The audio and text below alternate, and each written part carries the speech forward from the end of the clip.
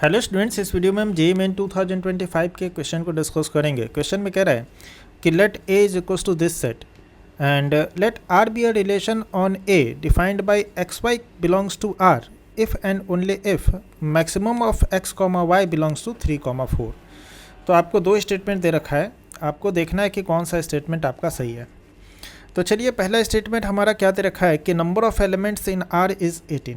तो हमको number of elements निकालना है आर में कि रिलेशन में कितना नंबर ऑफ एलिमेंट्स है और चेक करना है कि 18 है कि नहीं। तो ठीक है, हम लोग सबसे पहले नंबर ऑफ एलिमेंट निकालते हैं रिलेशन में। तो यहाँ पर रिलेशन को डिफ़ाइन कुछ इस तरह से किया गया है कि X Y belongs to R, X Y belongs to R if and only if maximum of X comma Y, ये आपका 3,4 होना चाहिए। ठीक है, तो क्या क्या एक्स और वाई का वैल्यू पॉसिबल हो सकता है इस कंडीशन को सेटिस्फाई करते हुए, वो पहले हम निकालते हैं। तो मान लीजिए कि maximum of X comma Y let us suppose कुछ देर के लिए 3 है। तो हम देख लेते हैं कि कौन कौन सा रिलेशन पॉसिबल है, रिलेशन में कौन कौन सा एलिमेंट पॉसिबल है। तो अगर maximum of X comma Y अगर 3 है तो लेट अस सपोज कुछ देर के लिए कि मान लेते हैं कि एक्स बराबर 3 है, तो वाई का वैल्यू क्या क्या हो सकता है। तो y का वैल्यू या तो 0 होगा या फिर 1 होगा या फिर 2 होगा या फिर 3 होगा। इन सारे केस में आपका x और y का मैक्सिमम वैल्यू कितना होगा, 3 आएगा, है ना। इसके अलावा अगर मान लीजिए कि y बराबर अगर हम 3 ले लेते हैं तो x का वैल्यू क्या क्या पॉसिबल है, 0 है, 1 है, 2 है और 3 है। ठीक है, तो अगर maximum of x comma Y अगर 3 है तो x बराबर 3 और y बराबर ये पॉसिबल है, y बराबर 3 और x बराबर ये पॉसिबल है। अगर maximum of x comma Y को अगर हम 4 मान लें कुछ देर के लिए, तब x और y का वैल्यू क्या क्या पॉसिबल है। तो सपोज मान लीजिए कि x बराबर 4 अगर हम ले लेते हैं तो y बराबर आपका या तो 0 हो सकता है या फिर 1 हो सकता है या फिर 2 हो सकता है या फिर 3 हो सकता है या फिर 4 हो सकता है। ठीक है, इस केस में maximum of x comma Y हमेशा 4 के बराबर आएगा। अगर मान लीजिए कि y बराबर अगर हम 4 ले लेते हैं तो x क्या क्या पॉसिबल है, 0, 1, 2, 3 और 4। ठीक है, तो हम लोग देख चुके हैं कि maximum of x comma Y equals to 3 के लिए क्या क्या एक्स वाई पॉसिबल है और maximum of x comma Y equals to 4 के लिए क्या क्या एक्स वाई पॉसिबल है। तो हमारा रिलेशन में जो एलिमेंट होगा वो कुछ इस तरह से होगा कि अगर x बराबर 3 है तो y बराबर आपका ये हो सकता है, तो 3,0, 3,1, 3,2, 3,3 कुछ इस तरह से होगा।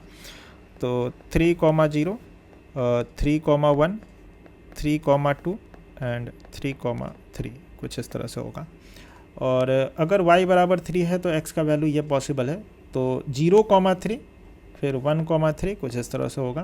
तो इसको लिख लेते हैं 0,3, 1,3, सिमिलरली फिर 2,3 होगा और फिर आपका 3,3 आएगा। बट इसको हम लिखेंगे नहीं, इसलिए नहीं लिखेंगे क्योंकि 3,3 पहले हम लिख चुके हैं, तो एक ही एलिमेंट को 2 बार नहीं लिखते हैं। Next, maximum of X Y equals to 4 वाले केस में आप देखेंगे तो यहाँ पर आपका कौन कौन सा एलिमेंट होगा। तो एक 4,0 होगा, एक 4,0 होगा, फिर 4,1 होगा, फिर 4,2 होगा, 4,3 होगा एंड 4,4 होगा। सिमिलरली अगर हम y बराबर 4 और x बराबर 0 ले लेते हैं तो उस केस में कौन कौन सा एलिमेंट होगा रिलेशन में, 0,4, 0,4, 1,4, 2,4 एंड 3,4। 4,4 हम लोग नहीं लिखेंगे, इसलिए नहीं लिखेंगे क्योंकि 4,4 हम लोग ऑलरेडी लिख चुके हैं। ठीक है, अब ये हमारे रिलेशन में टोटल नंबर ऑफ एलिमेंट्स हो गया। अगर इसको हम काउंट करें तो 1, 2, 3, 4, 5, 6, 7, 8, 9, 10, 11, 12, 13, 14, 15, 16। तो टोटल नंबर ऑफ एलिमेंट 16 होगा।